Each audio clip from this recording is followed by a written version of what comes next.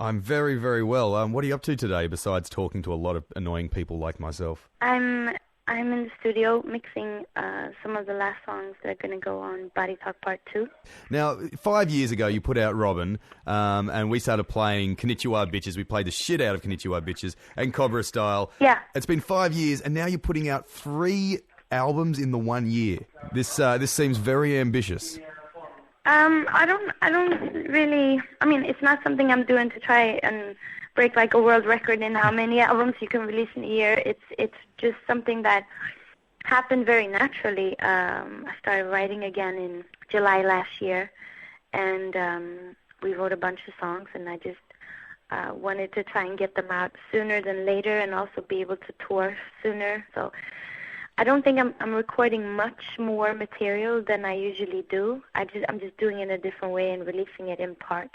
It's actually starting to make sense in a lot of different ways. I think people consume music differently, of course, nowadays. And, people find what they want on the Internet. You don't have to release an album with like 25 songs on them just to make people, buy an album. It seems like a very honest way of doing it. Like, hey, I've just written all these songs and recorded them. I'm really excited. I'm not going to wait for all the normal record company rubbish. Here they are right now. Yeah, I think it makes a lot of sense. It's logical, and it's real, and it's fun too. It's pretty much just going to be record, tour, and then back in and record and tour times 3, isn't it? Yeah, it is. I've just finished Body Talk Part 2. We're mixing it this week, and then I'm going to start working on the third album. Cool. And the Body Talk Part 1, which we have, the CD itself kind of looks like you just got a texter and wrote over a blank recordable CD. Yeah, well, it isn't, but that's what it's supposed to look like, yeah. And so it was never an option that you thought maybe you'll just get a bunch of people just to write on a bunch of blank CDs? No, I think it would have cost me more money to hire people to do that for me than send it off to the factory. Very good point. Robyn is on the phone in the studio. Where is the studio? It's in Stockholm. I'm mixing Body Talk Part 2. I'm here finishing off the last songs before I send this album off to the factory.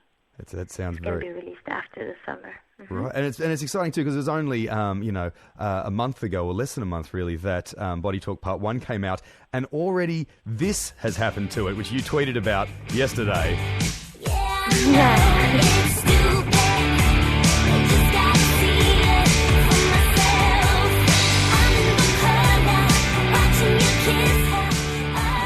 When you were writing Dancing on My Own, did you have any idea that you could fit AC/DC's You Shook Me All Night Long perfectly underneath it?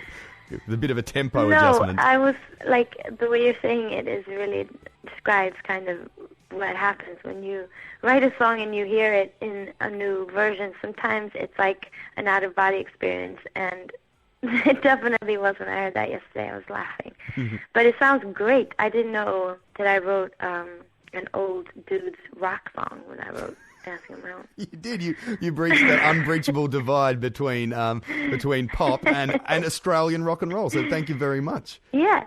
That's great. Well, thank you. I love AC/DC. I'm a big fan, actually, so I was really happy. And it was at least it was a song from when they were at their prime. Sort of those Bon Scott and Brian Johnson years, not one off the last album. But you also, speaking of breaching unbreakable divides, you do a lot of stuff. You did The Girl and the Robot with Royksop, which we play a lot of. Mm-hmm. And they're Norwegian and you're Sweden. And we always hear about this fight between these two countries. Is that still a legitimate thing, or is it just rubbish? Well, there's no fights, no fist fights, but there's this, of course, natural, neighbor, hate-love relationship. But me and Royksop are very good friends, and we kind of, I think we're both people that kind of laugh at our own culture as well, so it works out fine. Mm-hmm. Yeah, and you also, you worked with Royksop on Body Talk Part 1 as well, on that None of Dem song. Yeah, we worked together again for my album. It felt totally natural since we had such a good time, doing it for their album. And I think None of Them doesn't sound like anything they've done before, and it definitely doesn't sound like anything I've done before. So it's been really interesting working with them. I really like it. It's some sort of musical alchemy. You're finishing Body Talk Part 2. Body Talk Part 1 we have right now, and you said it's an album about being lonely? I think it's a universal feeling, something that everyone knows what it is. feeling lonely or sad is always something I write about, and it's something that pop music is supposed to handle, I think. Yeah, I think I really found my voice on the last record, and there were things like Be Mine and Konnichiwa Bitches and With Every Heartbeat that I wanted to continue exploring. So you can describe it in lots of different ways, I think. That's great. Yeah. I'm talking to Robyn on Triple J. You get to do a duet with Snoop Dogg, I hear, on this, like your second pairing with Snoop Dogg. Yeah, on Body Talk Part 2, there's going to be a song with Snoop. We met in Los Angeles a couple years ago and had a really interesting discussion about music and decided to get into the studio together. So we did. It's a funny, very, very funny song, and I think... What are the themes discussed in the song? Are there any overarching topics? We're just being gangster, him and I. Awesome. Something which would come naturally to you, I imagine. Yeah. Awesome. Something that comes very natural to him, too. Oh, yeah, that's very true. All right, I'm talking to Robyn. We're something we have in common, him and I.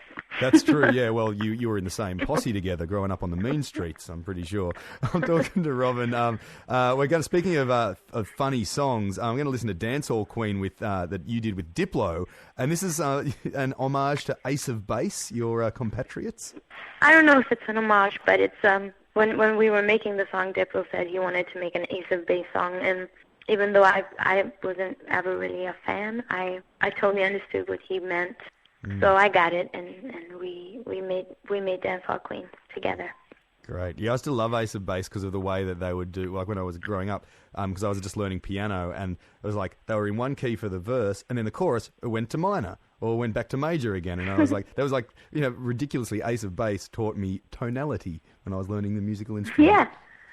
So why not? Is there any chance of coming out to Australia? I'm coming out. I'm planning a tour now. I can't say exactly when it's going to happen, but it's going to be before the year is over. I did some great shows there last time, and I'm really excited to come back. Lindsay